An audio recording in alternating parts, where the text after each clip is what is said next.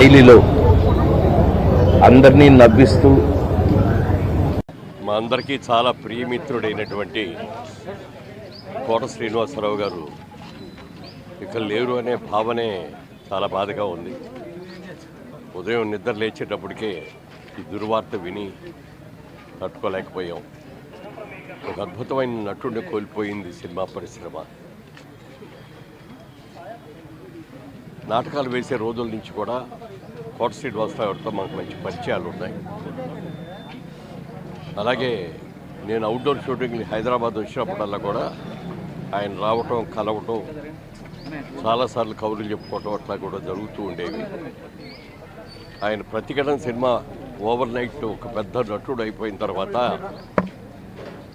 ఆయన్ని అప్పుడే మేము తీస్తున్నటువంటి సినిమా ఇదే నా సమాధానం అనే సినిమాలో ఓ మంచి క్యారెక్టర్ ఉంది, వెంటనే వచ్చాయని చెప్పి ఆ మరుసటి రోజే ఆయన హైదరాబాద్ నుంచి మెడ్రాస్కి పిలిపించుకొని షూటింగ్ చేసాం. ఆయన ఆ రోజు ఎప్పటికీ అంటూ ఉండేవాడు, మొట్టమొదటిసారి మీ డబ్బులతోటి ఫ్లైట్ ఎక్కారండి అని చెప్పి. ఆ 2 రోజులు చేసిన తర్వాత ఒక మంచి అమౌంట్ అతనికి రెమ్యూనరేషన్ ఇస్తే ఇంత పెద్ద అమౌంట్ కూడా ఫస్ట్ మీ దగ్గరే తీసుకుంటానని చెప్పడం జరిగింది.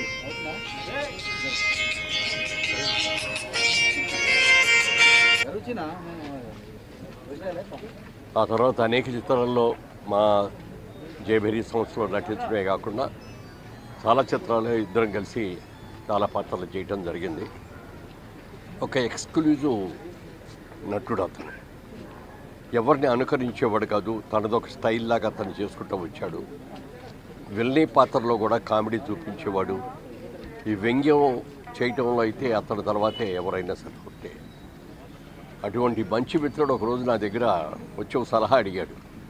మురళీమోహన్ గారు, నేను బ్యాంకులో ఉద్యోగం చేస్తాను, మంచి పొజిషన్లో ఉన్నాను, తొందరలో బ్యాంక్ మేనేజర్ కూడా కాబోతున్నాను, మరి ఈ టైంలో ఈ సినిమాలు అన్నీ వచ్చి ఏం చేయాలో అర్థం కావట్లేదు, సినిమాల మీద కాన్సన్ట్రేషన్ చేయాలా లేకపోతే నా బ్యాంకు ఉద్యోగం కోసం చేయాలో అర్థం కావట్లేదని మీ సలహా చెప్పండి అంటే నేను ఒకే మాట చెప్పాను. మీరు సినిమాల్లో ఒక రాకుండా ఉద్యోగంలో ఉంటే ఎంత సర్వీస్ ఉంది మీకు, ఎన్ని ప్రమోషన్స్ వస్తాయి, ఎంత శాలరీ మీరు సంపాదించగలరో అది ఆలోచించుకొని ముందు వచ్చిన డబ్బులన్నీ బ్యాంకులో ఆ జీతానికి సరిపడగా మీ సర్వీస్ అయ్యే వరకు ఎంత సంపాదిస్తారో అంతని బ్యాంకులో డిపాజిట్ చేసుకోండి. సినిమాల్లో బాగుంటే కంటిన్యూ చేయొచ్చు, బాగోపోతే కనీసం మీ ఉద్యోగం అయ్యా అది పోయిందే అని అనుకోకుండా ఆ డబ్బులు ఉంటాయి అని చెప్పిన సలహాని 100కి 100 పాళ్ళు పాటించి తర్వాత ఆయనే చెప్పాడు, సార్ మీరు చెప్పిన సలహా ప్రకారం నేను బ్యాంకులో ఫిక్స్డ్ డిపాజిట్లో ఇచ్చేసానండి. సెంటిమెంటల్గా కూడా అందరితో గట్టి బాగుండేవాడు, మంచి మిత్రుడు. నాటకాల్లో ఆయన చూసిన తర్వాత ఒకసారి క్రాంతి కుమార్ గారితో నేనే అన్నాను, ఒక స్టేజ్ మీద ఉన్నాండి, మంచి యాక్టర్, బాగా చేస్తాడు అని చెప్తే మొట్టమొదటిసారిగా ఆయన్ని ప్రాణం ఖరీదని సినిమాలో క్రాంతి కుమార్ గారి సినిమాలోనే ఆయన వేషం ఉండడం జరిగింది. ప్రతిఘటన సినిమా అయిన తర్వాత చాలా అసలు తిరుగులేని నటుడుగా, ఒక విలక్షణ నటుడుగా అతను మంచి పేరు తీసుకున్నాడు. తెలుగు, తమిళ్, హిందీ, కన్నడ, మలయాళం అనేక సినిమాల్లో ఎన్ని పాత్రలు నటించాడో తెలియదు. కొన్ని పాత్రలు అయితే కోట శ్రీనివాసరావు తప్ప మరొకళ్ళు లేరు, ఇలా యాక్ట్ చేయలేరు అనేటటువంటి మంచి పేరు తెచ్చుకున్నటువంటి మంచి మిత్రుడిని, మంచి నటుడిని కోల్పోయిన అందుకు సినిమా ఇండస్ట్రీ చాలా బాధపడుతోంది.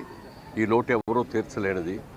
ఆయన ఆత్మకు శాంతి కలగాలని కోరుకుంటూ వారి కుటుంబ సభ్యులకి అందరికి కూడా నా హృదయపూర్వక సానుభూతిని తెలియజేస్తున్నాను.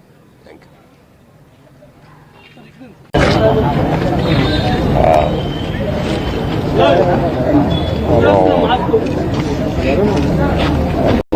కోట శ్రీనివాసరావుతో చాలా తక్కువగా వర్క్ చేసే అవకాశం దొరికింది నాకు. బట్ నా అదృష్టం, ఆయనతో కొన్ని సినిమాలు చేశాం. ఆయన అప్పుడప్పుడు పిలిచేవారు, వచ్చి ఆయన కలిసి కూర్చునేవాడిని. కానీ అప్పుడప్పుడు రావు వస్తానంటావు రావు అని ఎప్పుడు ఆయన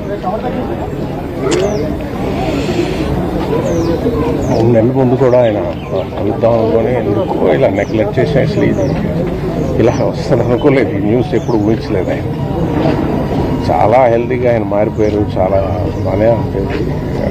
3 months ముందు వచ్చి ఒక్కసారి కలవడం కలిసి అది బాగా నాకు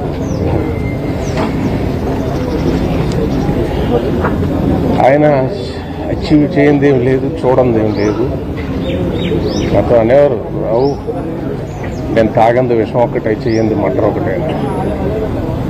ఆయన అచీవ్ చేయండి అందుకొని శిఖరాలు కానీ నటుడు కానీ ఏమీ లేవు. తెలుగు వాళ్ళందరికీ అవకాశాలు ఉండాలని కోరుకునే ఒక గొప్ప వ్యక్తి.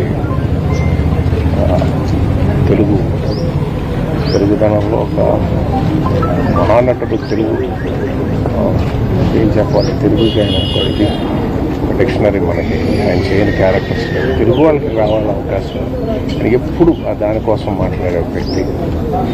ఎప్పుడు కలిసినా ఆ ఫైర్, ఆ ఎనర్జీ, అంత అచీవ్ చేసి అన్ని క్యారెక్టర్స్ చేసి అంత ఎదిగి ఎప్పుడు యాక్టింగ్ గురించి, ఫైర్ గురించి, ఇలా చేశాడు వాడు, అలా చేశాడు, ఇలా చేయాల్సింది, ఇదేంటి నేను ఇచ్చేసాను, నటన గురించి 24 గంటలు అంత ఫైర్. ఆయనకి అంత ఏజ్లో కూడా ఎలాగుంది, ఆయన ఒక ఆశ్చర్యం, ఇన్స్పిరేషన్ ఇచ్చే